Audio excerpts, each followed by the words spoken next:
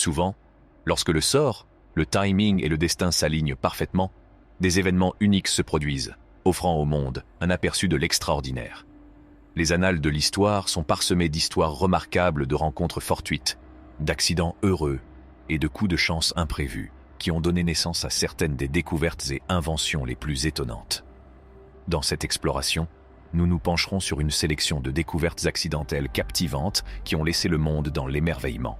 L'énigmatique grotte aux coquillages, un chef-d'œuvre souterrain, une magnifique grotte souterraine connue sous le nom de Shell Grotto, se trouve près de la ville de Margate, dans le Kent, en Angleterre. Une mosaïque de fours, 6 millions S de coquillages, orne les parois de cette grotte. Découverte par hasard, son histoire est entourée de mystères.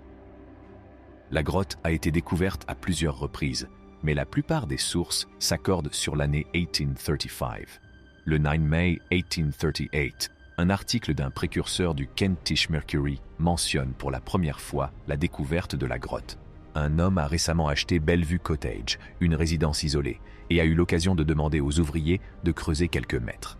Au cours de cette opération, le travail a été entravé par une grosse pierre. L'homme a été immédiatement appelé sur les lieux, où il a supervisé un examen minutieux qui a permis de découvrir une grotte étendue, entièrement constellée de coquillages, dans des dispositifs curieux, très élaborés, et s'étendant sur une immense distance. D'après ceux que nous avons entendus, le propriétaire envisage d'ouvrir bientôt l'ensemble à l'exposition, moyennant un droit d'entrée minime. Depuis lors, il a appartenu à un seul individu. En 1932, un nouveau propriétaire reprit la grotte et remplaça rapidement l'éclairage au gaz, qui avait progressivement terni les coquillages autrefois éclatants par un éclairage électrique. Des tests effectués à l'aide de solutions de nettoyage ont révélé que la plupart des coquillages de la grotte avaient perdu leur couleur d'origine en raison de l'accumulation de saleté et de crasse. Bien que les dommages causés par l'eau et d'autres problèmes aient été résolus au cours d'un effort de conservation de 5 ans mené par English Heritage, le bâtiment a été retiré du registre du patrimoine en péril en 2012. En 2012, le projet Roundel a été lancé en tant que stratégie pour soutenir de nouveaux panneaux de mosaïque.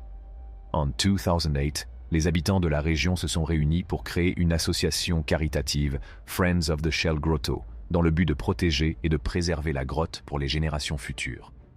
D'une hauteur d'environ 4 mètres et d'une longueur de 21 mètres, l'escalier souterrain en colimaçon de la grotte Shell mène à un espace rectangulaire de 5 mètres sur 6, appelé la chambre de l'autel. La grotte est située profondément sous terre. Au sommet, un escalier descend dans un tunnel de craie grossièrement taillé qui mesure environ 1,07 nm de large et serpente jusqu'à une arche dont les murs et le toit sont ensuite décorés de mosaïques de coquillages. La rotonde, une colonne circulaire centrale, est accessible depuis l'arc et communique avec le dôme. Un puits, s'élevant à la surface, est coiffé pour laisser entrer la lumière naturelle à l'autre extrémité de l'édifice. Un plan triangulaire équilatéral, avec un arc au centre de chaque côté, caractérise le soubassement du dôme. Depuis la rotonde, on accède au passage serpentin par l'un des 2 arcs latéraux ou par l'arc du bas. Les murs et les voûtes de ce passage voûté sont recouverts de mosaïques de différents styles. La chambre rectangulaire est accessible par un autre arc situé à l'extrémité du passage serpentin. L'ornementation y est plus rigide. La chapelle Sixtine d'Amazon. Peintures rupestres anciennes. En 2019, on a découvert en Colombie une grande partie de l'art rupestre créé jusqu'à 12500 ans plus tôt. Depuis que les résultats ont été rendus publics il y a quelques mois à peine, les étonnants motifs ocre ont pris tout le monde par surprise dans le monde entier.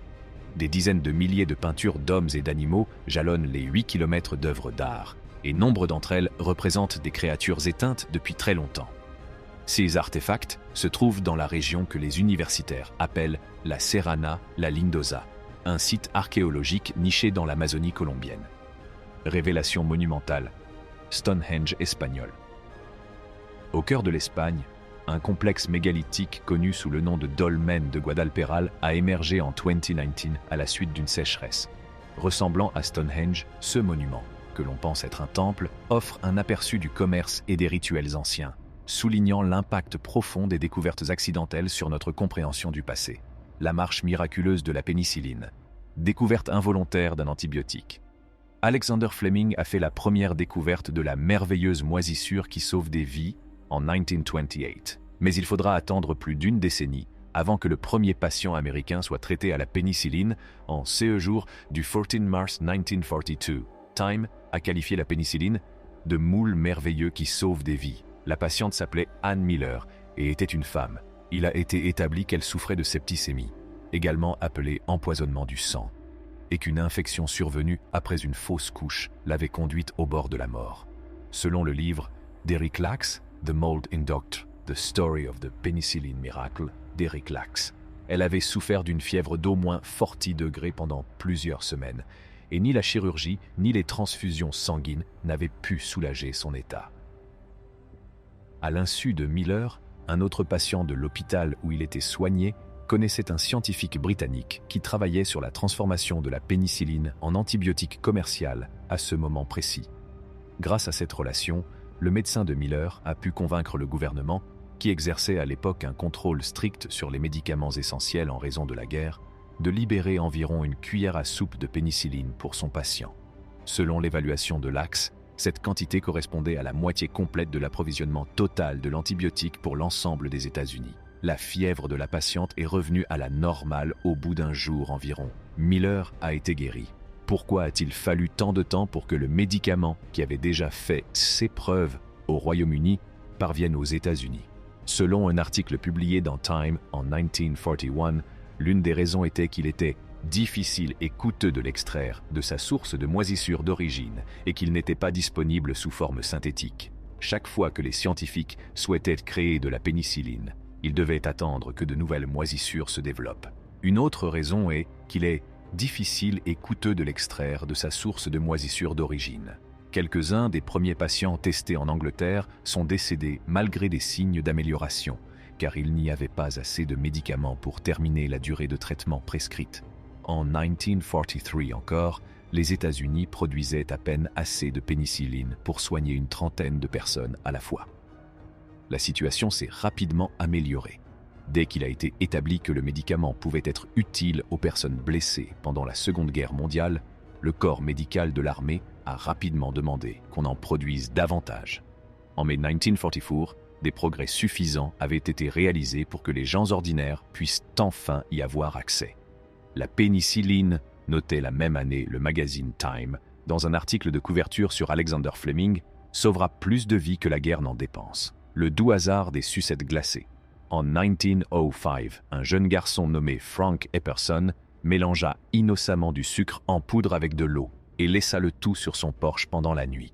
Le froid californien a transformé la préparation en une friandise glacée, donnant ainsi naissance aux sucettes glacées. L'expérience accidentelle de Frank s'est transformée en un dessert bien aimé qui a fait le bonheur de plusieurs générations. N'oubliez pas d'appuyer sur le bouton « J'aime » et de vous abonner à notre chaîne. Merci d'avoir regardé.